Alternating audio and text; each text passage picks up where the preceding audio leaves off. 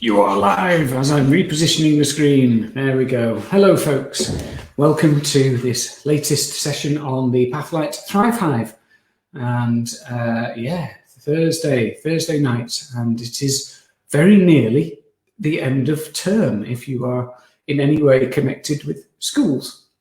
So it's been a bit of a strange old time for teachers and pupils, hasn't it, with this this whole term pretty much wiped out by the coronavirus pandemic, and strange time for everyone, really. But perhaps the end of an era for some people who are perhaps finishing primary school, finishing secondary school tomorrow in unusual and unexpected circumstances.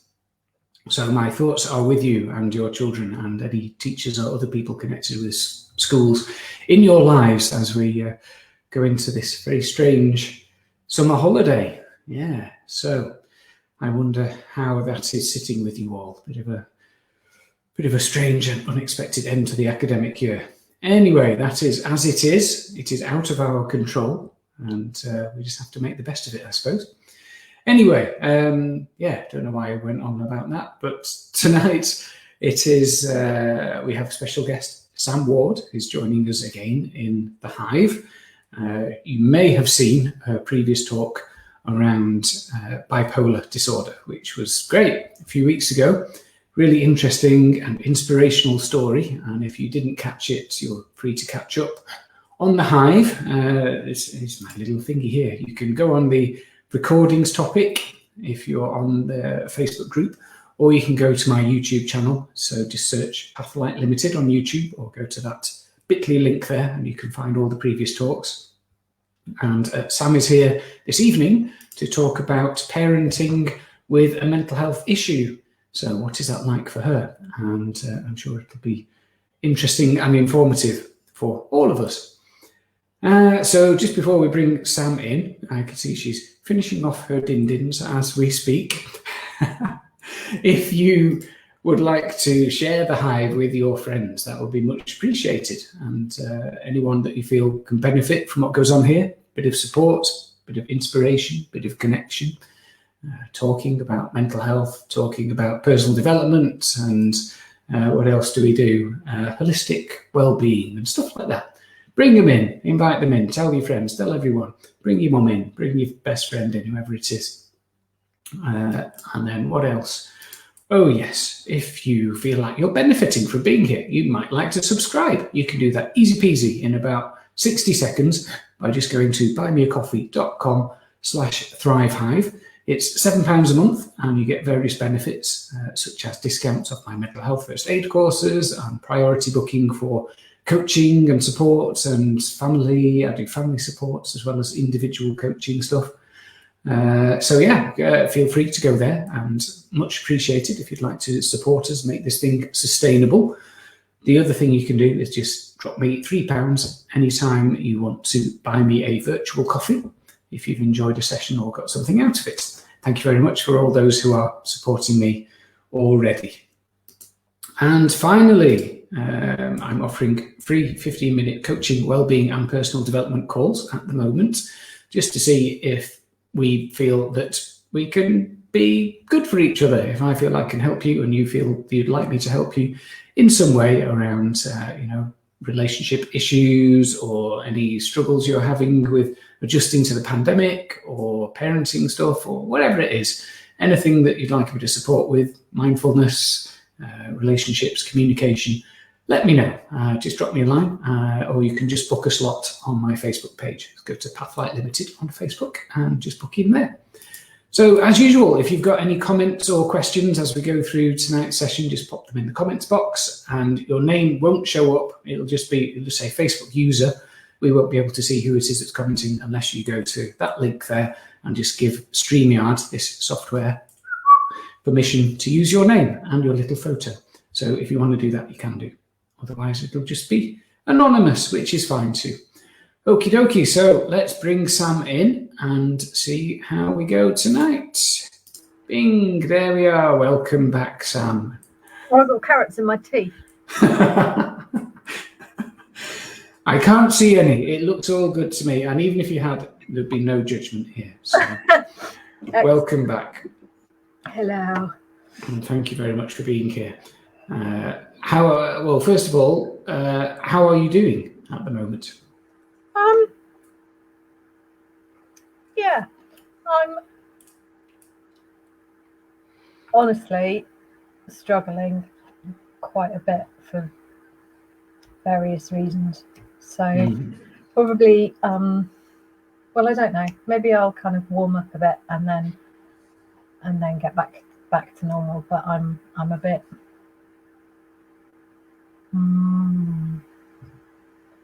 I'd say anxious. I'm dealing with some anxiety and some stress at the moment. So I'm finding that a bit tricky, and trying to do the best that I can to deal with it. But it's a struggle. Yes, anxiety and stress. I hear you. And so double thanks for being here, even though you are struggling at the moment. It's much appreciated. Sharing your experience and being real, which I thought, last time you were here, you were very real. And a lot of people gave some lovely comments, lovely feedback, and were highly inspired by your eloquence, your willingness to share, and all of the stuff that you've managed to navigate so far on your journey. So, for those that didn't catch the first talk that you did, do you want to just give a bit of an introduction to yourself, Sam? Yeah, this will probably end up being a ramble because it did last time. That's fine. But yeah, basically, kind of mid-40s. I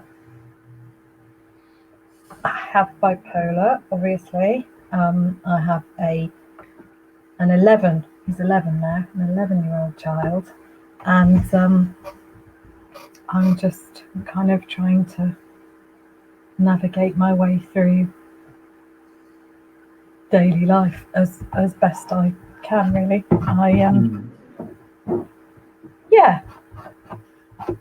Some days are better than others. Sorry, and today's a tricky day. Yeah, I mean, that wasn't in any way as informative as last time, but bits and pieces will come out, I'm sure, as we continue talking. Indeed. And I start relaxing. Yes. Yeah. So for those who don't know what bipolar is or don't know a lot about it, are you happy to just share your understanding of what it is or your experience of it generally? Yeah, I mean, generally, it's what used to be called manic depression, which probably was a better, more illuminating way of describing it, because then it is what it says. The manic bits are when you go up, and the depressed bits are when you go down. But that's not to say that you're either one or the other. There can be periods of time where you're just steady and in the middle, and a lot of the time that depends on having the right support and potentially the right medication. It is, I think, one of those conditions where the psychological therapies go hand in hand with the medication, but that's my personal view. Without medication, I would not be in a good place.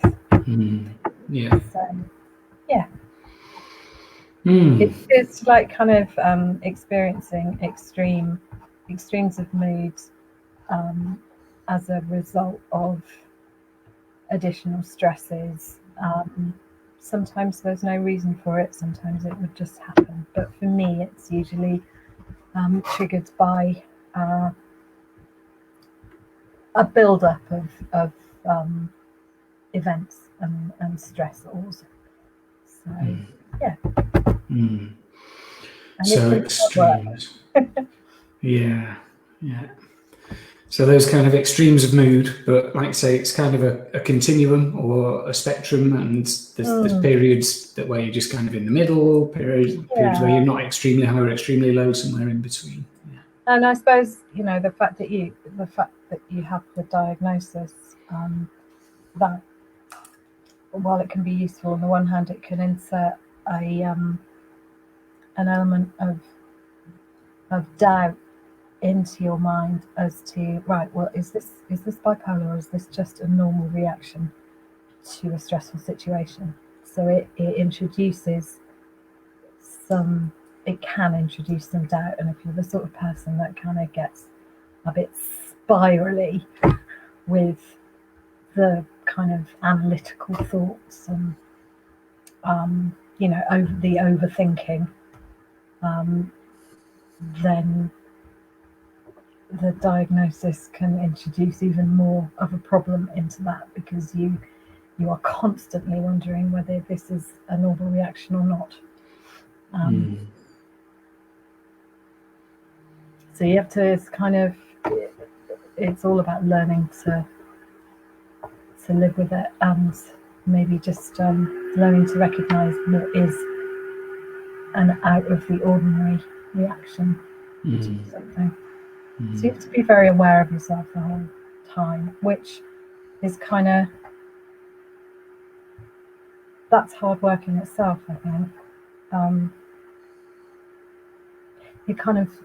It doesn't allow for much kind of spontaneity, in terms of just have to be careful with yourself all the time. So lots of overanalyzing. It's that extra layer of complexity that you have to deal with around, okay, so what's going on here?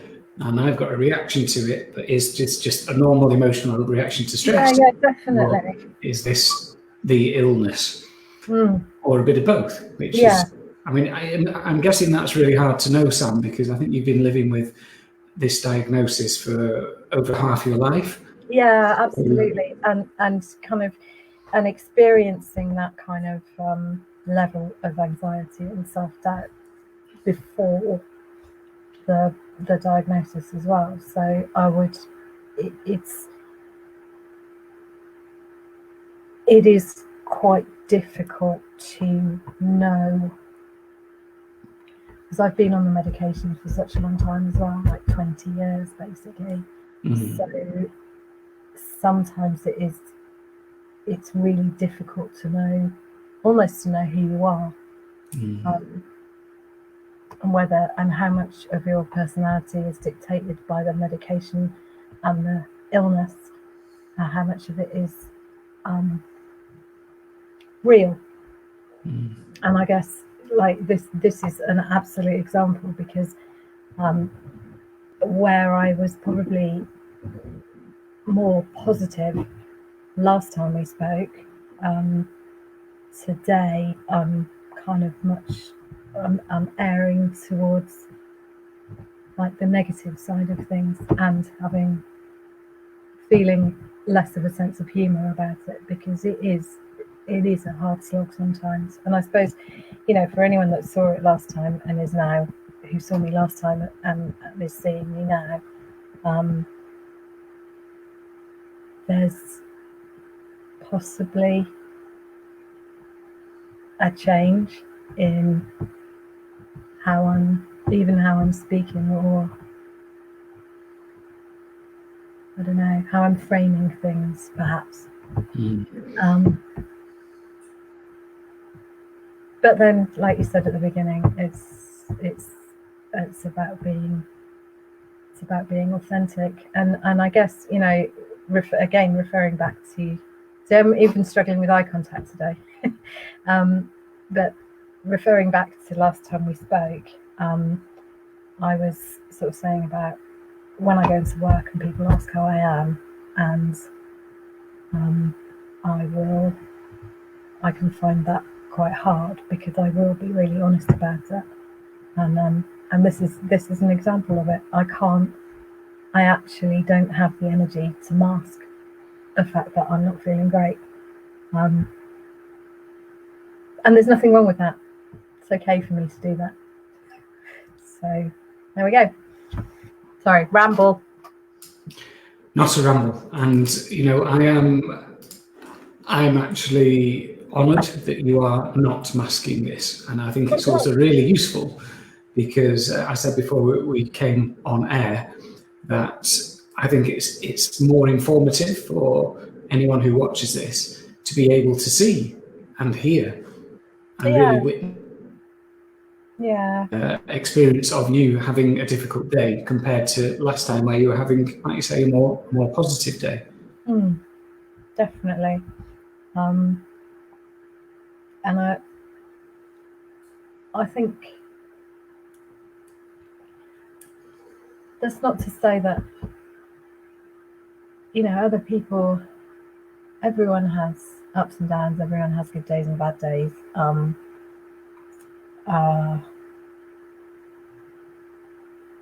not, I'm not claiming that my bad days are any worse than other people's bad days. However, I don't know what my point is really. I guess it's just, sometimes it's just hard, and then it becomes harder to pull yourself out of it and recognize that it won't last. And I know that it won't last, and I know that I'll start to feel better. And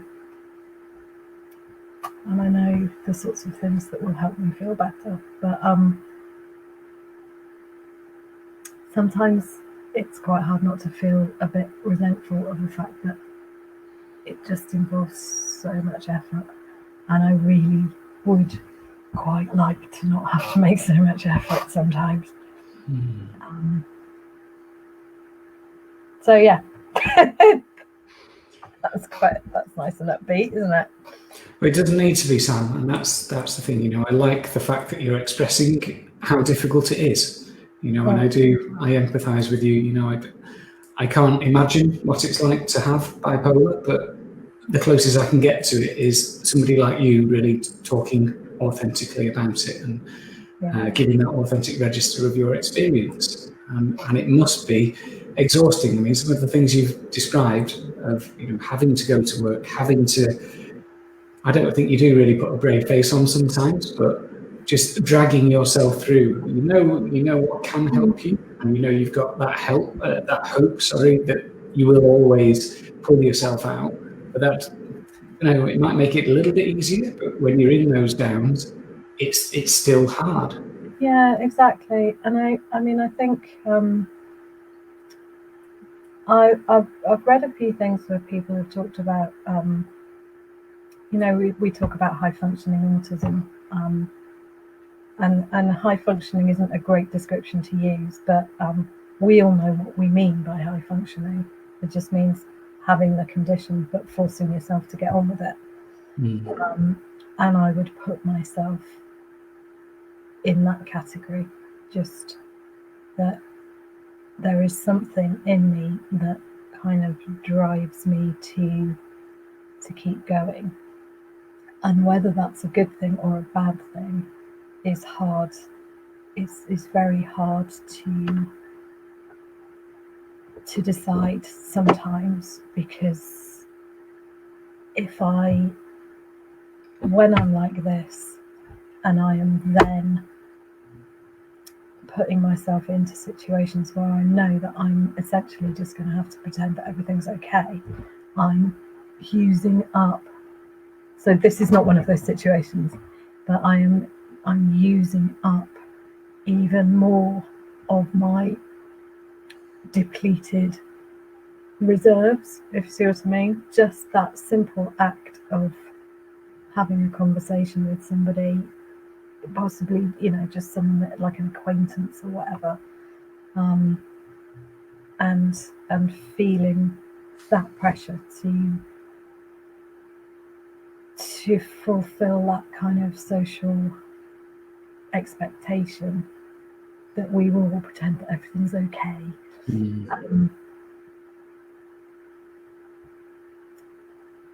Sometimes that's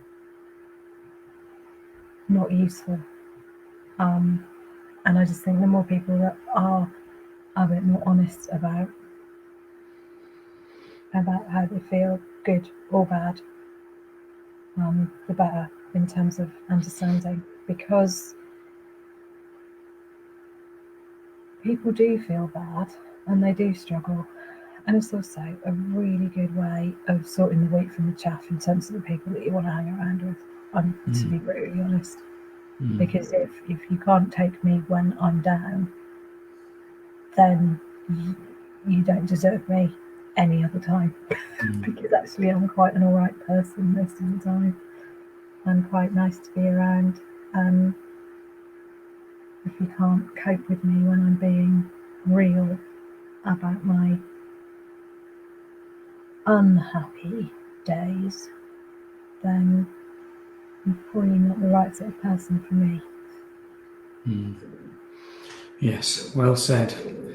And yeah, I'm halfway through delivering a mental health first aid course at the moment. And today we were talking about empathy, and I don't know if you've seen that Brené Brown animation, the little creatures, and what empathy is and what empathy isn't. And sometimes I think people, if they witness somebody like yourself who's struggling with their mental health or just is having a tough time, they want to try and fix it. And Yes. they're uncomfortable with you being uncomfortable. They can't just sit there and be empathetic. They have to say, right, oh, well, okay, I need to fix this and get into make it better mode. Do you find that happens a lot with you? And often the things that are offered are either platitudes or that kind of tomorrow's another day. Like my mum, bless her, has never really understood, and so she's very much of the, well, just get on with it, don't you? You just get on with it. You just pick yourself up and go with the flow, and actually, there's so many people where you just, because I think I'm quite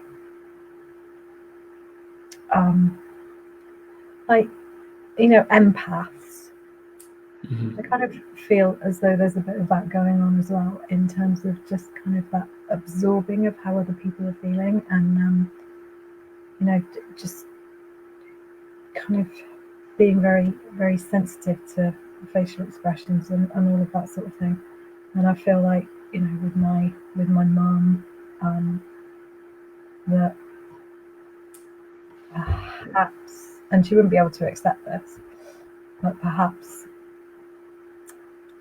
doing a bit of work on herself might have been helpful for her and for those of us who were kind of growing up in that environment, because there's only so many times you can hear that your emotions are invalid before you start to take that on and you use that against yourself as well. Again, wandering off the point slightly, but and I think, to bring it back to what we were supposed to be talking about, I think that's what's quite difficult for me with the parenting thing, is that I am very aware, very aware of how much, the Philip Larkin phrase, they fuck you up, your parents, they don't mean to, but they do, or that I'm paraphrasing. I'm really acutely aware of that, and it almost to the point of kind of total inertia, because I get to a point where I just think, I don't know what to do, I don't know what to say, I don't know how to present myself. I'm making a mess of my child because of the baggage that I'm bringing to the situation. And then I get into a thing where I'm kind of in the middle. So I'm kind of, criticising my mother for the way that she dealt with me and the way that I feel she didn't really understand or validate my feelings. on the one hand, and then on the other hand, my son is 11 and he is on the spectrum, and my ability to support him with that whilst trying to maintain my mental health is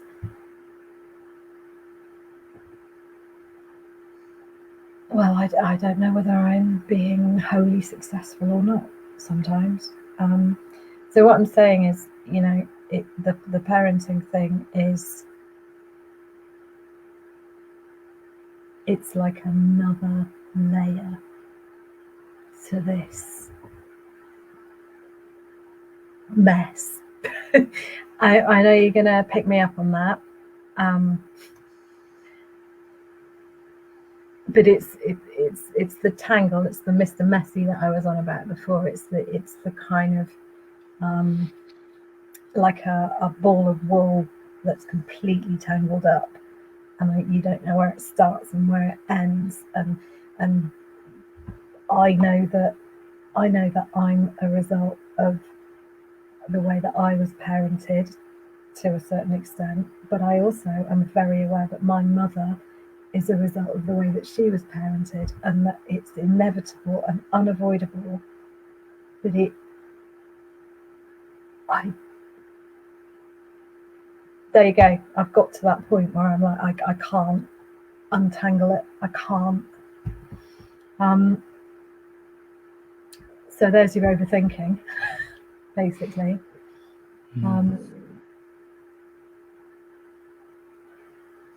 It's hard being a parent when you are naturally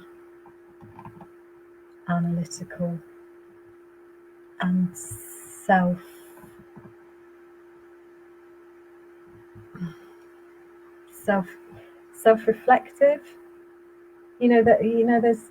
There's plenty of times when being self-reflective and being able to empathize are really, really good, positive things.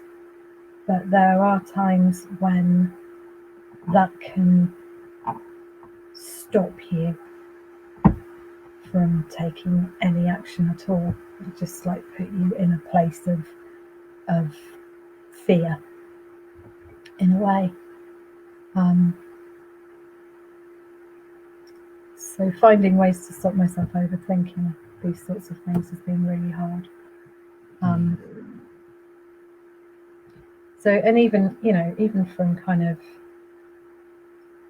the point where we decided we wanted to have a child, that wasn't a straightforward process because I needed to come off my meds to do that, and that took a year.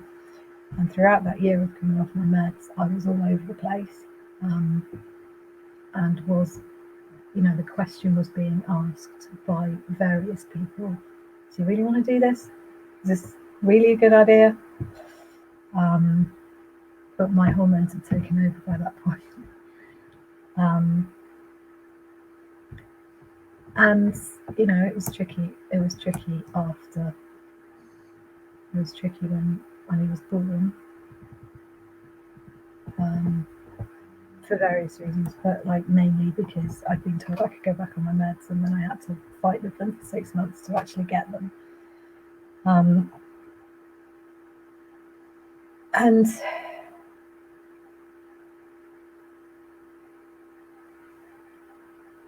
I don't know, I suppose it's that awareness that maybe having a mental health problem leaves you ill-equipped at times, and I know that parenting is really, really hard anyway, and I wouldn't want to put anyone off having a child because there are so many amazing and wonderful things about it. But I would say that I think it's harder if you have a mental health issue. It just adds so many more potential worries and overthinking. It adds so much into what is already quite a busy mental situation. It just adds so much more on. And it's really hard not to take on a level of responsibility for everything that happens. So on a personal level, it can be quite difficult, and then on a kind of the perception of other people. I think I touched on this last time. It's I don't hide my diagnosis from anyone, and I've been quite honest with the school, and that's, on reflection, was probably not the right thing to do, because there is still so much stigma attached to, so it's all well and good that I'm living in a place where I'm happy, and to be honest about it, and to not see it as something that should be stigmatizing, but society hasn't really caught up, and that can be quite surprising sometimes when you surround yourself with people that get it, and then you're faced with what is basically a necessary approach. There's a necessary approach to safeguarding in schools, which is that the child is the centre, and if there is anything going on that might, in the slightest possible way, be perceived as a danger to the child, then that has to be taken into account. So immediately, mental health is a red flag, and it colours the way that they view anything, or in my experience, it has coloured the way that they viewed anything that I've said. Like exaggerating, fabricating, being hysterical. I've walked out of a couple of meetings, and I know that is not ideal behaviour. But when you get to a point where you are being told from every direction, so it's you against the professionals, and you're being told from every direction that it's a parenting issue and you need to go and do a parenting course, and you are trying to argue your side, and you just, I have on several occasions just got to a point where I've just, the fight, flight, freeze thing has kicked in, and I've had just about enough presence of mind to realise that fight would be a really bad response. So my only option has been flight, and I've had to walk out, and that in itself has presented as unstable behaviour. And I've had to write, emails afterwards, just going, look, what you need to understand is that was a difficult situation for me. I know it wasn't ideal that I walked out, but that was my only option at that point. So don't add this to your view of Sam as hysterical, essentially. It's just hard, Paul. It's just really, it's really hard, because that label, where it's useful in getting you the medication and used to be useful in getting you the support, it kind of gives people a reason to look, to search for the problems and the insecurities, and there doesn't seem to be any other understanding of the fact that actually most of the time there's that level, and that if I get what's the right word? If I get passionate about something, like my child's education or the lack of support that he's getting or whatever, Um, for many, for any other parent, that would not necessarily be viewed as a symptom of something.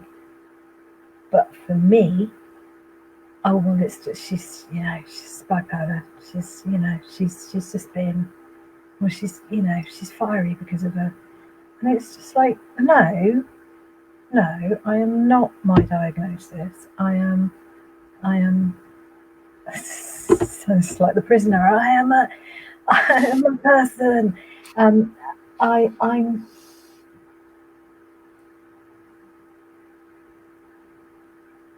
am not bipolar all the time, if you see what I mean. If I'm ill, I'm probably not even going to be communicating with you. Or I'll probably think I'm God. Or I'll probably just be in bed. And otherwise, if I have made the decision to communicate with you, then I am still, might be not in a great place, but I'm still in a place where I am myself. And I'm certainly not a danger to my child, and I never have been. That has been implied. Which must be really difficult, Sam, and it plays into this thing again about being labelled, doesn't it? And pigeonholed. You said there, I am not my diagnosis. And I suppose the people who are less informed around mental health issues, don't know about bipolar, and perhaps, they're completely tangled up in stigma, confusion, and ignorance. We'll see, oh, yeah, she's trouble, I've heard about her. And everything you do will be judged as, she's the one with the mental health issue, just pay no attention. And then that's just replicating what you were talking about from childhood, about your emotions not being validated. Here, what you're trying to do is get the best for your child. And all the people who are trying to support you are saying is, it's a parenting issue, you've got a mental health issue, it's your problem, it's nothing to do with it. It's almost like the easy way out for them, I think.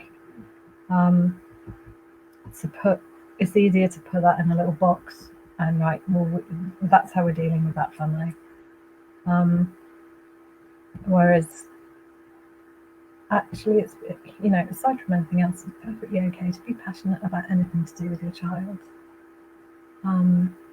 whatever it might be, and particularly if what you're being passionate about is the lack of understanding of your child, given that they have a piece of paper with a diagnosis on it. There's been a huge lack of understanding of the fact that what you might not see a lot of his autistic behaviours in school, because there is a thing called masking, which we all do to a greater or lesser extent.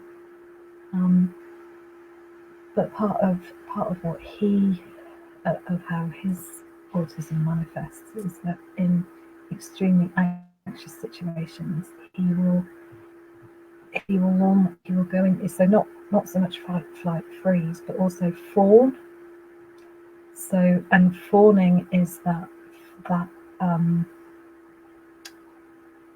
almost over compliant, like kind of following the rules, putting on that mask of right, this is what is expected of me, and getting on with it. And that does not mean he's okay, and it doesn't mean that he's coping. What it means is that he's putting an immense amount of effort, almost like I was trying to explain that I have to do sometimes. He's putting this huge amount of effort in during school hours to appear, to fit in, to appear normal, which is a horrible word. And then he gets home at the end of the day and he's got nothing left. He's got nothing left. And it's like flicking a switch and you see a completely different side. And not wanting to go into all of his difficulties, But as the main caregiver, I am on the receiving end of some challenging, extremely challenging behaviour. And that's what's going on with this at the moment, is that, you know, I've just had 4 months of extremely challenging behaviour, and I'm now heading into another 6 weeks of extremely challenging behaviour, and a question mark as to whether we're going to be able to encourage said child into secondary education or not. So there's a lot of, I recognise that my mood, I recognise that anybody who was dealing with what I'm dealing with at the moment would be having a tough time. I do understand that.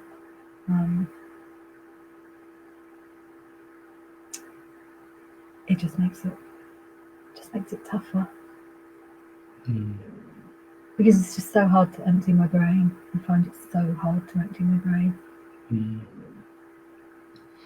So there's an interesting parallel there between your own level of energy and, you know, sometimes if you do find yourselves in social situations where there are expectations around your behaviour, if you're struggling already, that's going to deplete you.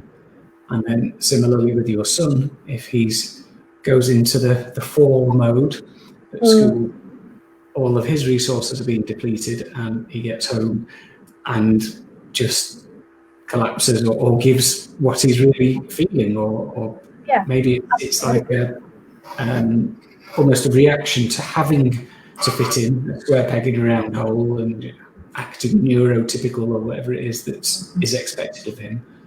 And in a sense, you know, it's this might come across as a platitude. It's not meant to, but in a sense, it's an honour for you that he's able, he feels safe to let go in your presence. But it doesn't make it easy for you to deal with that.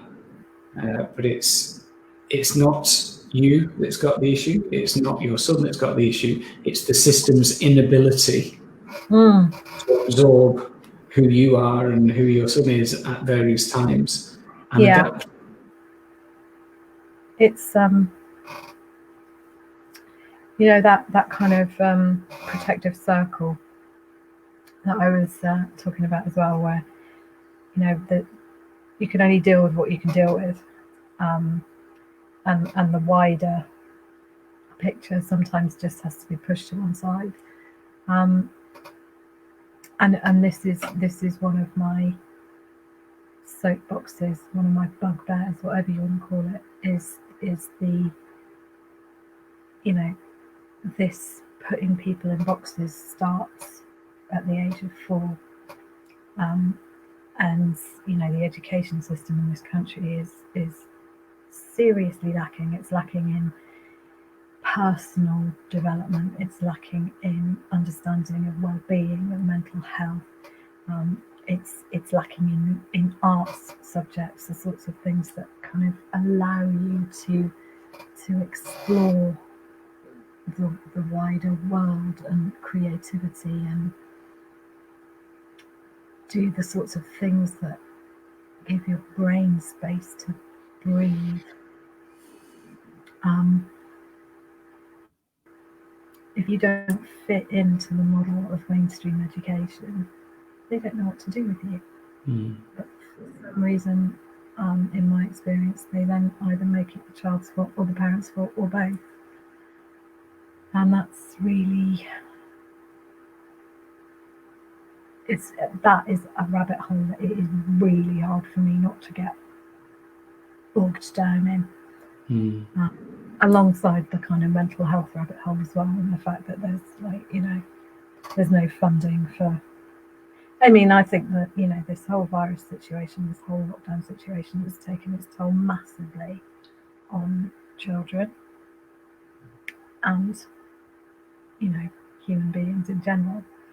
And it's almost like there's a bit of a ticking time bomb now, just waiting for all of the people, some of whom will have experienced mental health difficulties for the first time, trying to kind of seek support. and there's no support out there, or there's very little support out there unless you can afford to pay for it. Whereas if you embed that well-being into education, into everything that you do, then surely prevention and being proactive about looking after your mental health and your well-being is far more useful, and let's face it, potentially saves a lot more money in the long run. But there's no understanding, and there's no willingness to even have that conversation, is there? It's really, really frustrating. I recognise that my boy needs the sustained intervention. He needs somebody to build a relationship with him, and then start to draw out some of these things that are making him anxious and worrying him about school and the world, and making him behave in the ways that he does, regardless of the autism. And there is no service that could do a sustained piece of work like that, because everything, I think this is something we've covered again, everything has to be fitted into like a 6-week or an 8-week block, and then it's like, oh, let's measure our outcomes. Is it worth continuing? And you've got to jump through hoops all the time. And I do genuinely think that in some cases, you're better off with nothing than 6 weeks, because 6 weeks isn't going to touch the sides for a lot of people, certainly for a tricky child. So.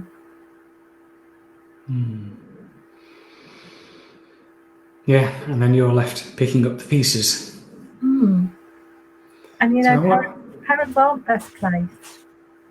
Parents are not best placed to deal with the difficulties of their own children. You can provide an environment, you can provide safety, you can role model how you look after yourself. But as the caregivers, as the parents, as the trusted, safe people, and alongside that, as the people that are so close to you that you will push against them because you know they're not going to go anywhere in an ideal world. I know there are loads of kids that are not in that kind of safe situation, but in that, when you're providing all of that as a parent, it's very difficult for a child to then take anything that is overtly didactic from the parent. That needs to come from somewhere else. It needs to come from a different type of role model, and it's not coming from school. So it's hard. It's really hard. Yeah. I guess my point about the whole mental health parenting thing is that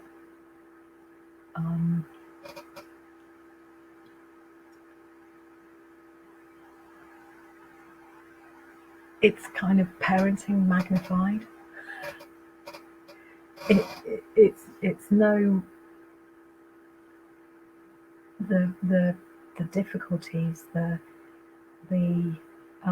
journey that you're on is not necessarily any different to the journey of the next family in terms of the child and where they are and all of that. But the journey for the parent with the mental health issue is probably a lot trickier because of that.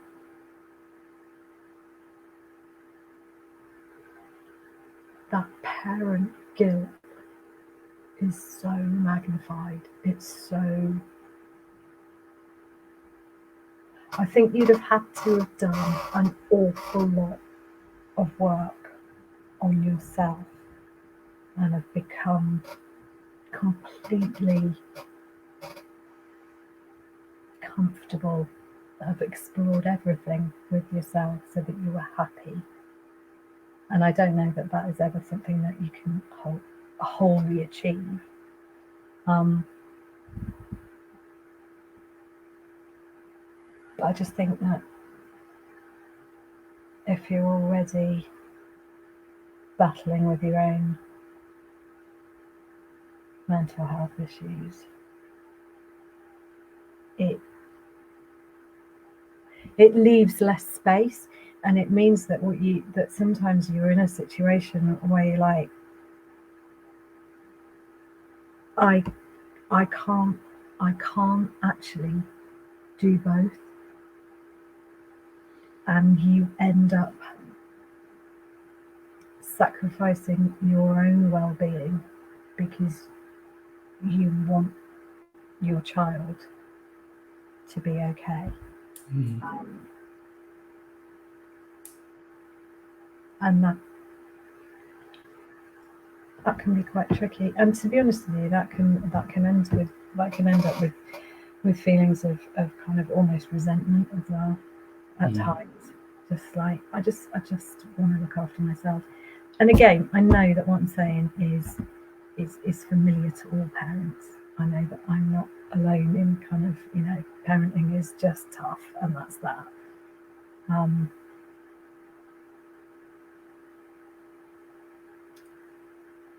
But I just think it's a little bit tougher. It's just a little bit tougher with a mental health issue. Trying to look after yourself and trying to look after another human being who is looking to you for an example and a role model and a representation of all that is safe and nurturing and everything. And sometimes it's hard to present that successfully, and easy to beat yourself up because you feel like you haven't. I'm not sure if I'm making any sense tonight. You really are, and I've got lots of things I want to circle back to because there's so much value in what you're saying, I think, Sam. I'm going to offer a metaphor so the message you're giving around the difficulty of parenting full stop and the additional difficulty of parenting with a mental health issue. And for me, I suppose the metaphor that's come to mind is like parenting is like being in an oven. It's sweaty, it's uncomfortable. You might get burnt, but you also might bake a lovely cake. And maybe for you, it's like being in a pressure cooker. So it's super hot, super uncomfortable. You probably will get burnt because there's no space, like you said, but you might make a nice stew. Yeah, it is. That makes a lot of sense. Yeah. I think it can seem a bit endless and a bit thankless sometimes, and that is my personal experience because we're dealing with a particularly tricky manifestation of autism. There is that kind of that totally selfish kind of response sometimes. It's just like, come on, you've already thrown bipolar at me, really why? And that's none of this is to say that I don't love the boy to distraction, but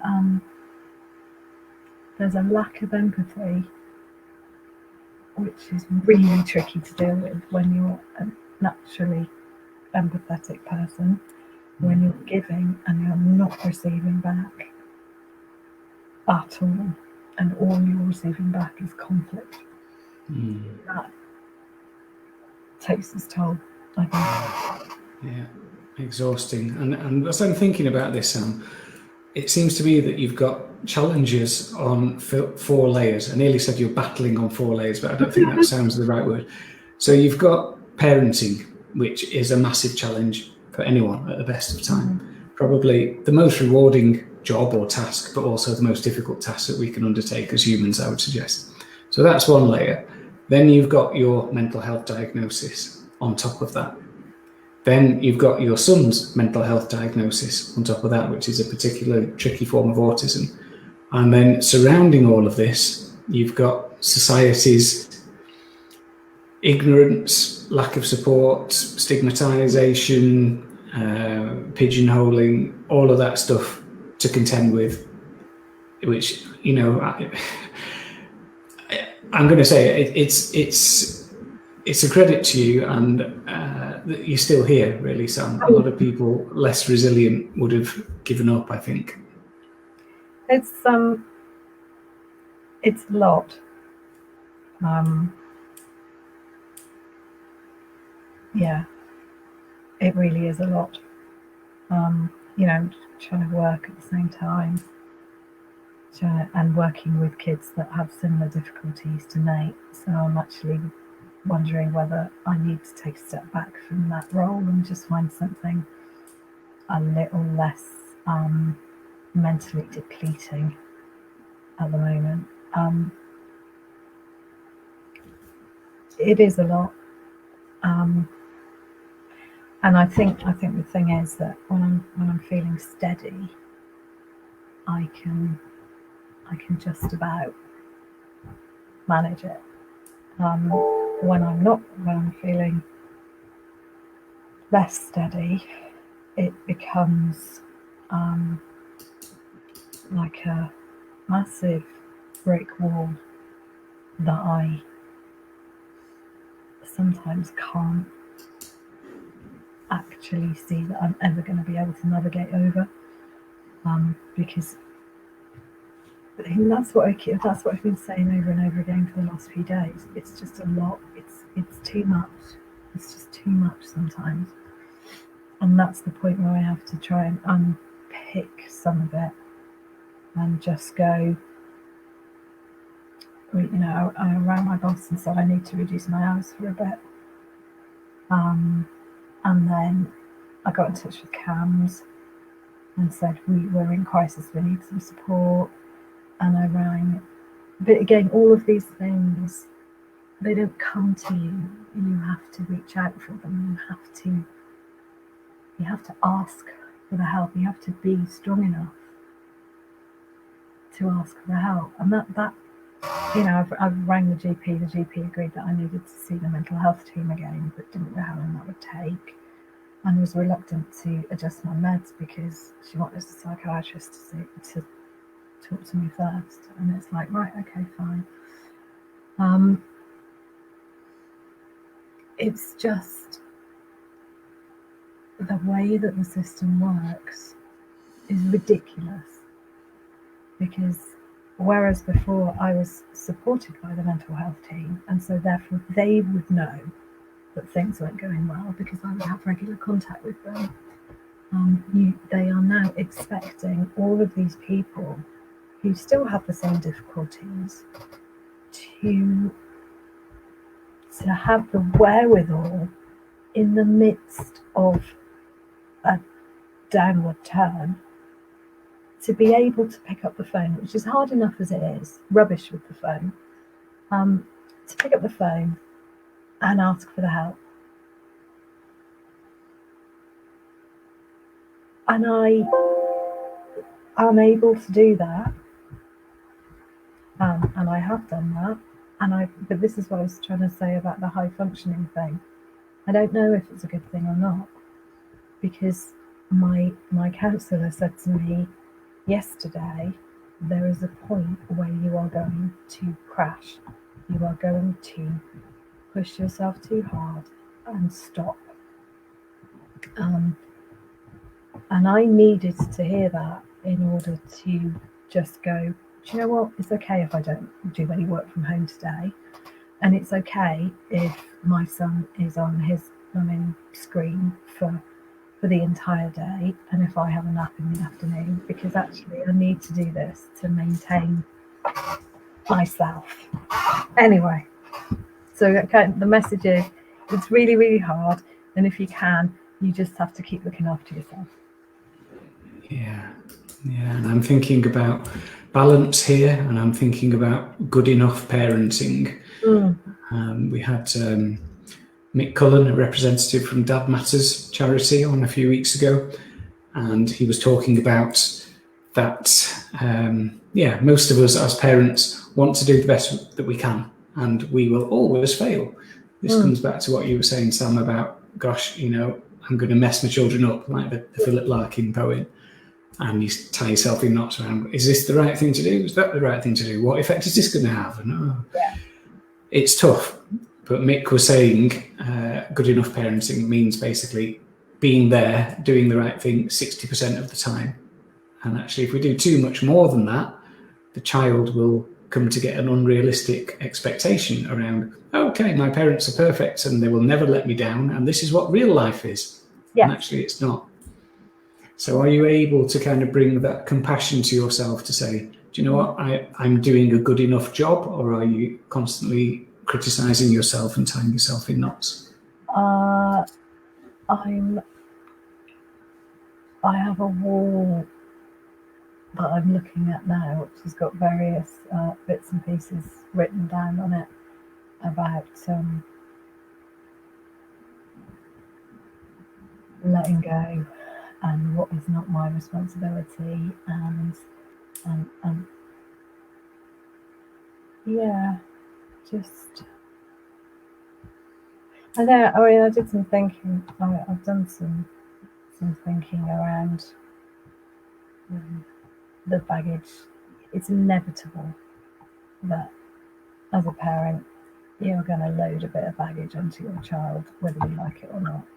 And it is inevitable that in 20, 30 years' time, there will be conversations, potentially, that will be had by my son saying, oh, you never believe, my mum used to do this, and she used to say that, and sometimes she'd go and sit in the back of the garden and rock. It's just like, whatever. I mean, the inevitability of that is something that I'm trying to accept. And also I've just, like what you said, basically, just the fact that I am, no matter how hard it gets, I am trying to, even in the face of what appears to be sheer hatred of me, I am still reinforcing the idea that he is loved, he is cared for, he is listened to, and that, and that is something that I am making him aware of all the time. I'm still here. I might not like your behaviour, but I love you, child. And I will, doesn't matter how bad it gets. That's not going to change. Yeah, that unconditional love, which is what every child, every human needs. Yeah. And like you say, not focusing on the behaviour, not saying you are your behaviour, just like you are not your mental health diagnosis. Underneath the behaviour, underneath the diagnoses, is a beautiful, unconditionally lovable soul. Yeah, absolutely. I guess it's just, it's partly, I think what can be really exhausting for me is that it's partly that I'm having to be conscious of myself and my mental health. I have to be conscious of looking after myself, and working on myself. I think it's important that I'm thinking about things and working on myself and my perceptions and all of that. But so I'm doing that. I'm doing the normal day-to-day of just living and parenting. And then I'm also, because of Nate's own additional needs, I'm kind of doing a lot of thinking and readjusting about. It's almost as though I had an idea of what parenting would be like, and that would have been hard enough. And the parenting that I have been gifted with is something that is so much more complicated and there is so much less. Is that a valid way of putting it? There is so little that I get back in terms, I put so much in terms of trying to find the best ways of dealing with things, and all of that, being as supportive as possible, battling for services, all of that goes in. And okay, I do understand that as children you don't always appreciate everything that your parents do, but to get the tiny amount back that I get is really hard sometimes. Yeah. Because there isn't the same level of,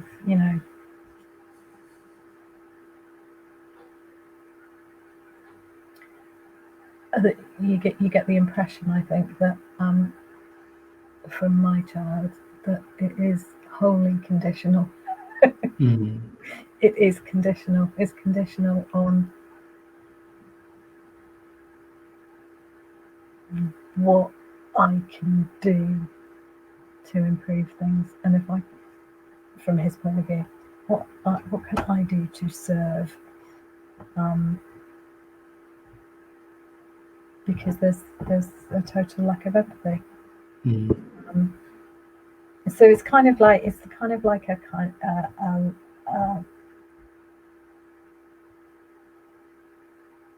it's like the universe is playing some sort of horrible joke on me. Just like, oh, come on. Here's another thing for you to deal with. Yeah, absolutely. And I felt like I was getting somewhere. I really did. And I know that's life. And yeah, I guess I'm just if we'd had this conversation at another time, I might have been able to muster up a bit more positivity about things. But we're going through a particularly challenging stage at the time. We're not leaving the house, and washing and all sorts. So it's really hard work at the moment. And the other thing is that they're not leaving the house, and my husband's back at work, means that I'm not able to leave the house. So one of my coping mechanisms of going for a stompy walk or a hilariously sweaty, gasping for breath type run is between the hours of 8 and 6. There's something that I can't do. So get your violins out. Well, it's very restrictive, and also getting into nature and taking photos of flowers and stuff like that you enjoy doing. It's having that taken away from you is an added restriction, which must be really tough. Yeah, I did see a lovely peacock butterfly earlier, so that's good. The little moments can make a difference. Well, I'm not sure who's given this comment in, but I totally endorse it. Yeah. Maybe.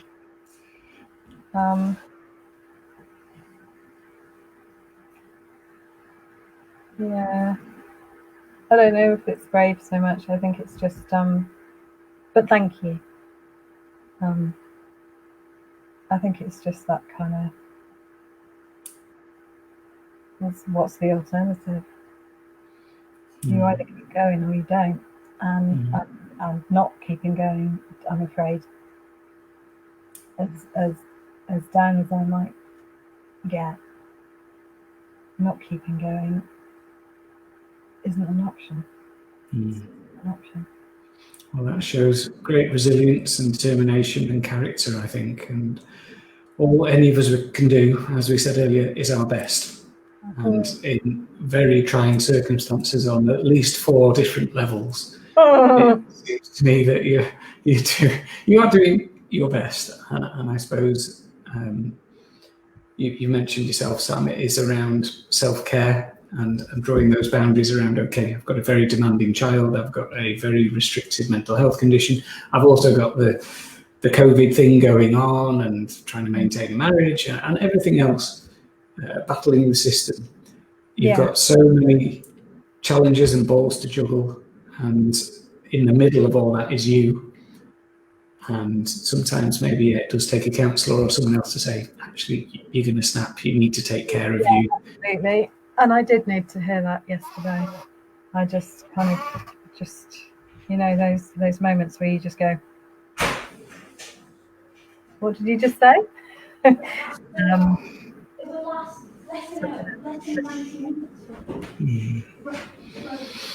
that your people in the background?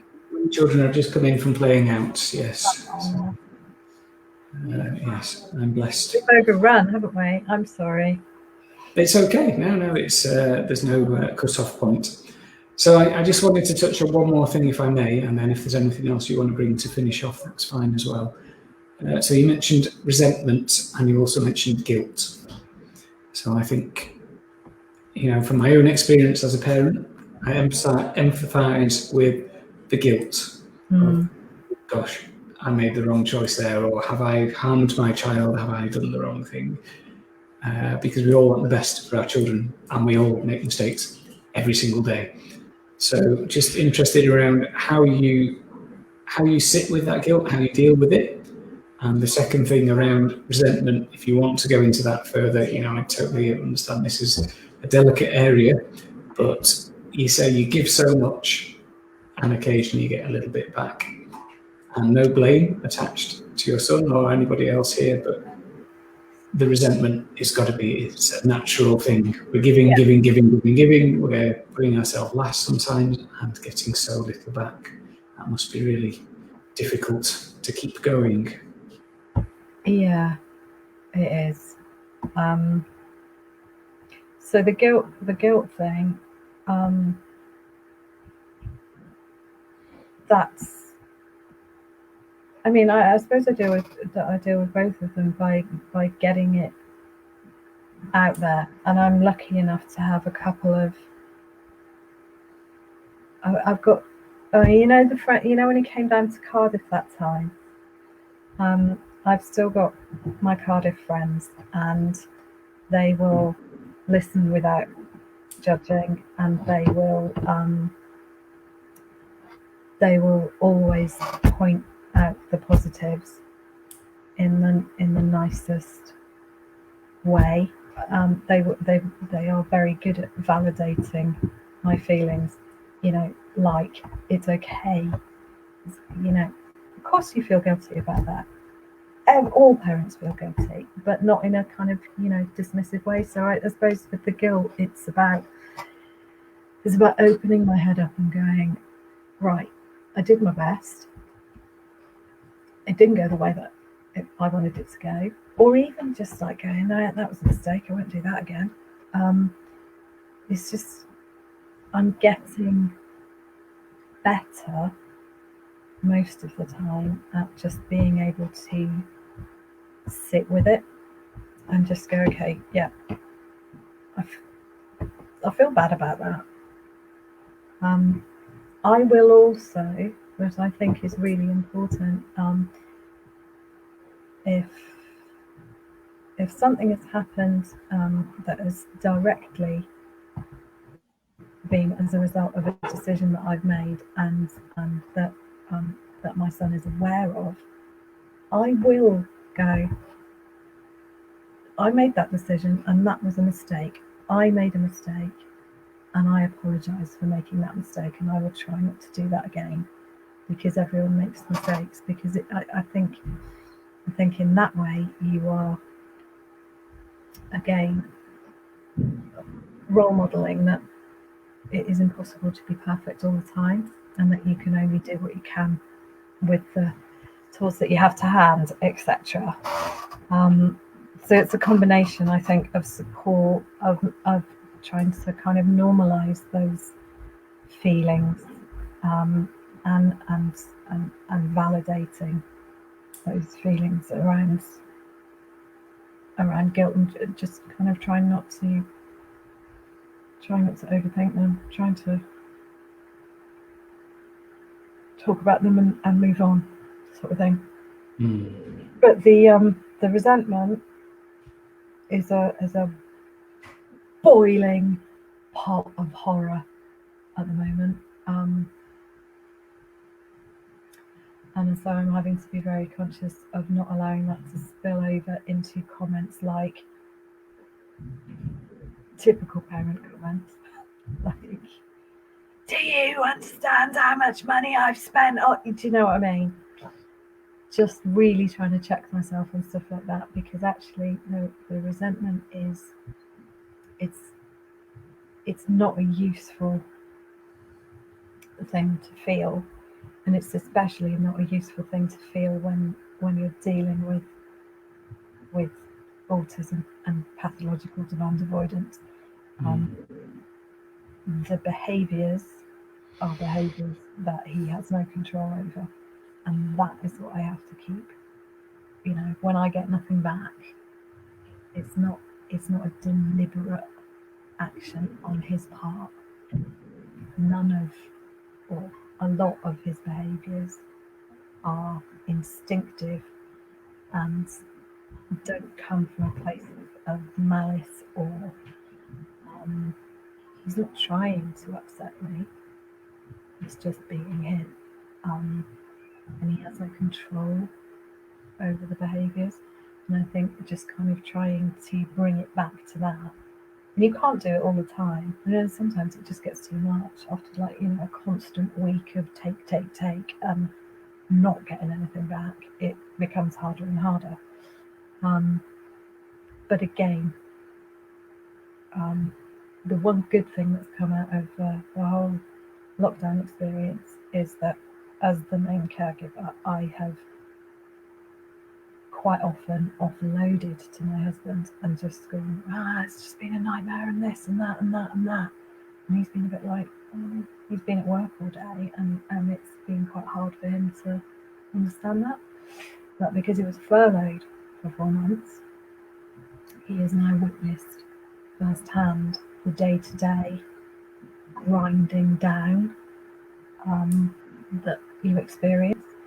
And so he is now somebody that when I sort of go, do you know what, it's been awful, he's an ungrateful little sod, and I can't deal with this any longer.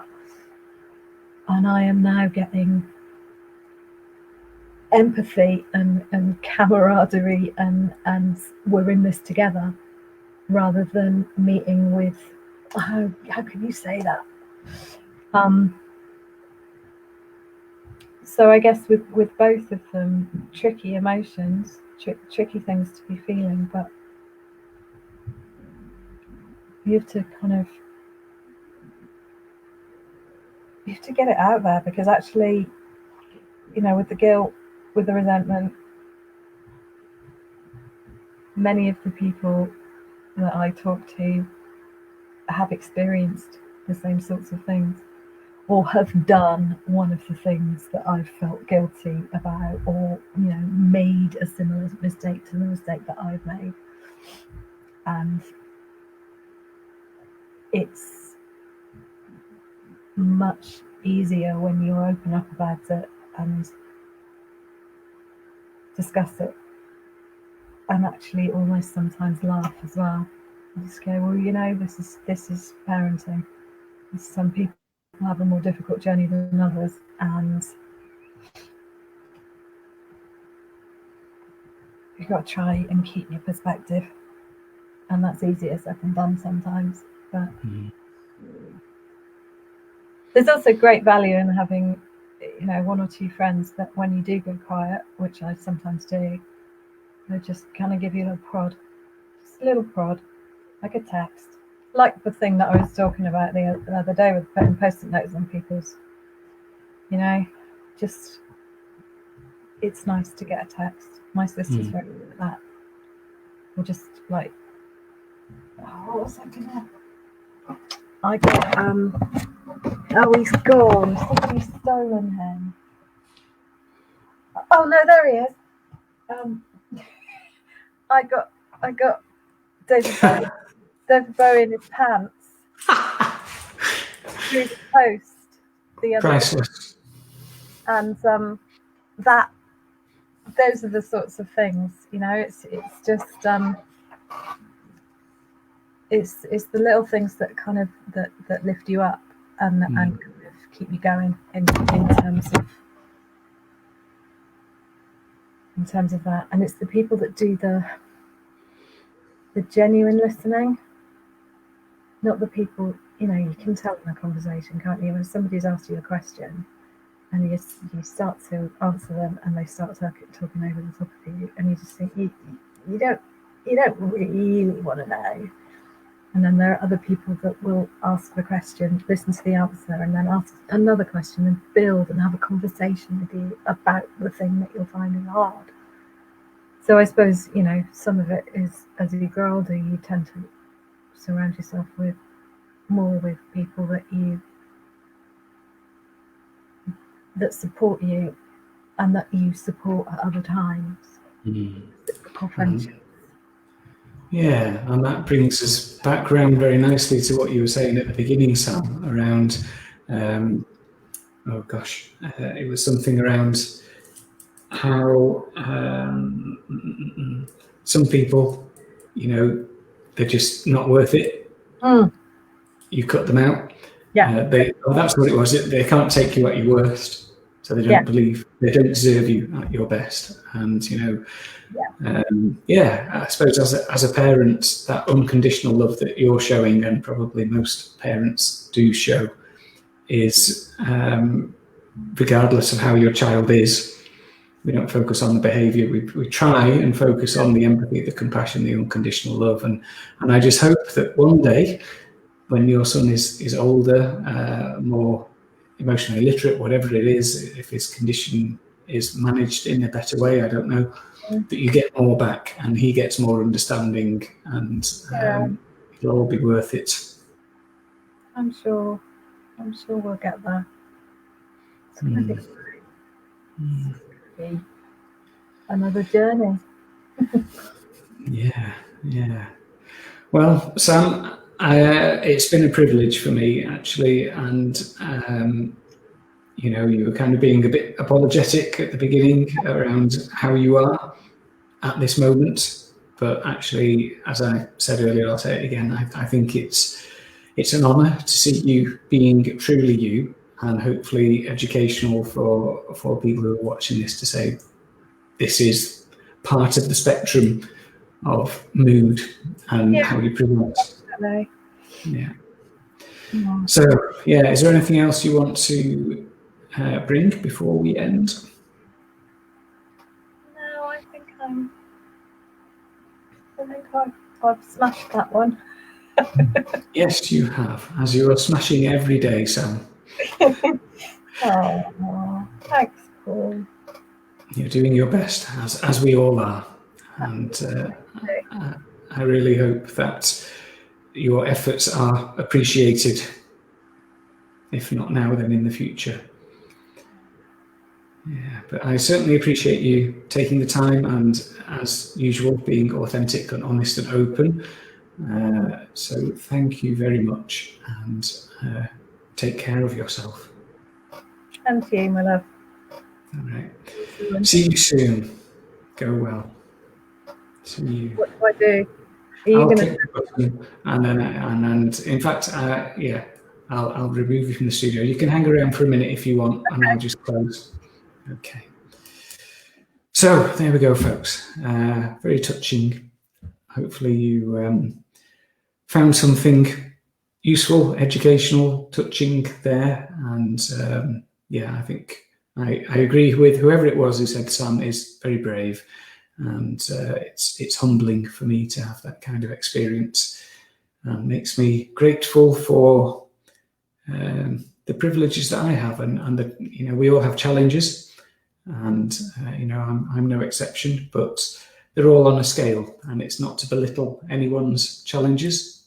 There's no point in comparing how difficult your life is to how difficult someone else's life is. We all have our challenges to try and navigate, and we just do the best that we can. So tomorrow on the Hive, we have a new session starting at 10:30 in the morning. Jaffa and Steve are going to be offering some tools for living your life. So they're both NLP practitioners, and there's going to be all sorts of useful stuff there around parenting, relationships, achieving goals. I think parenting, I might have just made that up, and parenting on the brain.